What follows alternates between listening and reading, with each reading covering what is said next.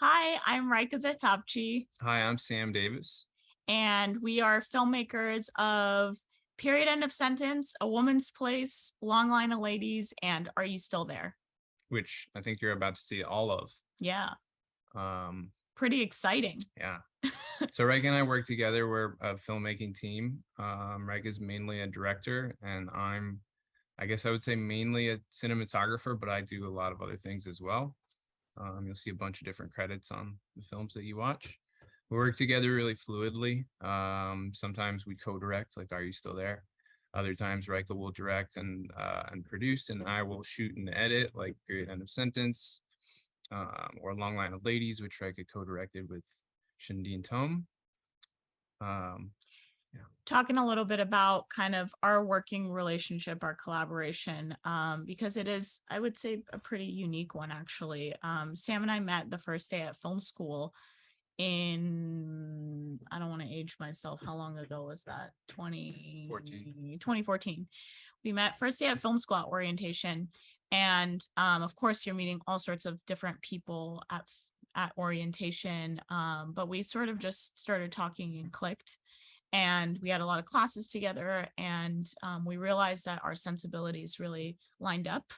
And to this day, we've continued working together, and I think that's a really powerful and unique thing because, obviously you work with all sorts of different people throughout your career, and there's always just like a small handful of people that you choose to continue to go back to, for multiple reasons. Obviously, we have similar sensibilities, but I think what really makes the collaboration fruitful is the respect and the ability to constantly challenge one another, challenge each other's ideas. Sometimes, it can make for uncomfortable conversations or combative ones, but I think at the end of the day, it's always respect, and it's always keeping in mind the goal of together collaboratively making better art, telling stories in better ways, getting deeper in the stories that we tell. And so I think going back to kind of when we started in 2014, our first project that we collaborated on was a project called Madaran, and it was like an Iranian film, but it was a fiction film, short film that we made in film school.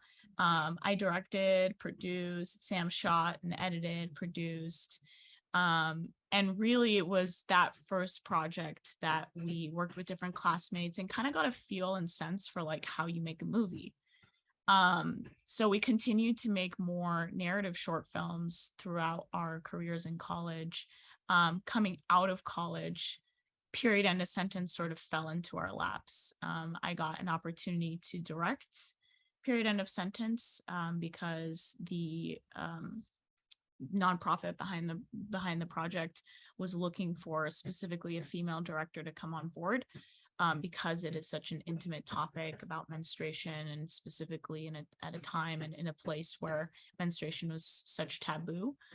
But that project sort of fell in my lap, and I was like, I've never directed a documentary before. I actually never even envisioned myself directing documentaries.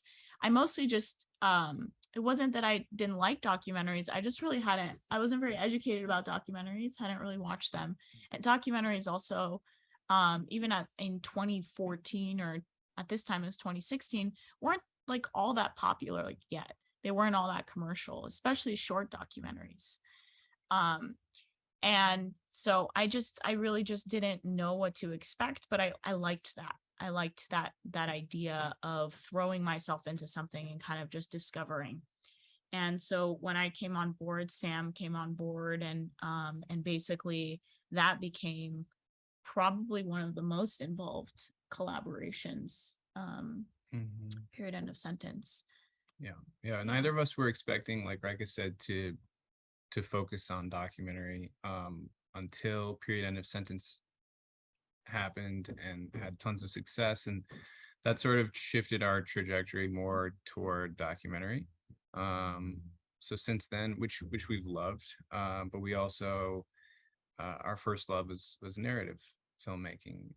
And so you'll see kind of in these films that that you're about to watch, just the relationship between both of our, our documentary work and our narrative work, and some crossover there. And we want to continue to do both. We love both, and we talk a lot about making narratives that feel like documentaries.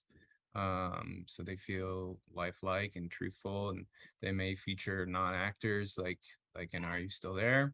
And then with our documentary work, we look to make we make films that are elevated and they feel more like movies than documentaries. So Long Line of Ladies is shot on film, which is pretty unique for a verite documentary.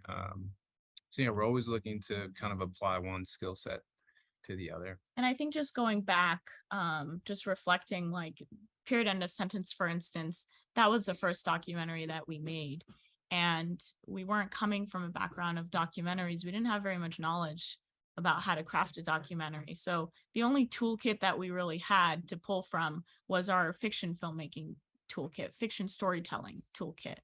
And so that's where I think this idea, at least like our sort of philosophy was born out of, which is to make documentaries that really do feel like character driven documentaries. They feel like journeys, they feel cinematic, they feel filmic. They're delivering information to you not in a traditional documentary sense, but rather creating an experience for the viewer. And there's care given to every part of the form. So the sound design, obviously cinematography and the editing. And for a long time, I think until the last, I don't know, 5 to 10 years, documentary was primarily more of a journalistic medium. I think it was all about just getting it in the can. It wasn't about the way it looked or felt or sounded. And I think there's been a shift toward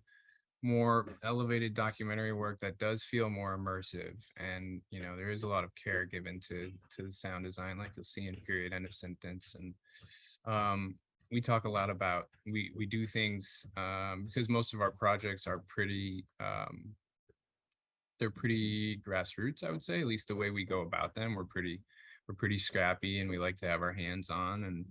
And we do everything kind of at the same time, especially in post-production. So we like to sound design sort of simultaneously to the edit, because in film school we're taught of this very Linear, strictly regimented process of you picture edit, and then you picture lock, and then you do a dialogue edit, and then you sound design. But and then you color correct. Right, exactly. Last we always step. say you don't watch the movie and then listen to it.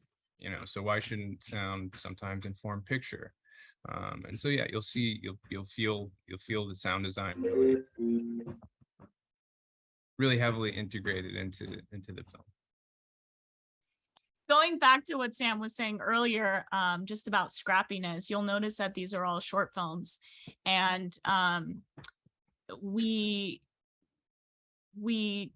think about, on every project, before going into any project, we think about how we can be the most scrappy and how it can sort of fit the particular project that we're working on. We love to keep crews lean and small. We love, like Sam said, to have our hands in all sorts of different things. It's a very collaborative process, not just with us, but also with other people on the project as well, other crew members. And we just like to keep it like a tight-knit small family. And I think that's something that translates to the final product. A lot of it, the times the films feel like they're bursting with heart. They feel handmade, and they feel like films with really kind of focused visions, and that's kind of by design. The last thing we wanted to mention is just that it's a great time for short films right now. When we graduated from USC in 2016, it was pretty much unheard of for a short to be distributed. Since then, we went on with Period End of Sentence, was sold to Netflix. A Woman's Place to Hulu. Yeah. And it's a really exciting time now because streamers and publications like the New Yorker or OpDocs, these are all really great outlets for you to get more exposure for your short film. In 2016, when we graduated, it was, film festivals were pretty much the end of the road for a short. You got as much exposure as you could there, but then you kind of more or less threw it online for everybody to see. So now there are opportunities to make money back on your short and have an even bigger platform. If you can hear it seems there's a wall being torn out next door. I was not scheduled. So sorry if you can hear that. Anyway, you have tons of shorts to watch. Thanks for taking the time to listen, and thank you for sitting in that seat and watching our film. Thanks for sitting. I don't know if they're sitting in that seat, so maybe take that out. Let's do an outro again. That was a good outro. Anyway, thank you so much for listening to our intro and the wall being torn down next door. We really appreciate you watching all of our films and hope you enjoy.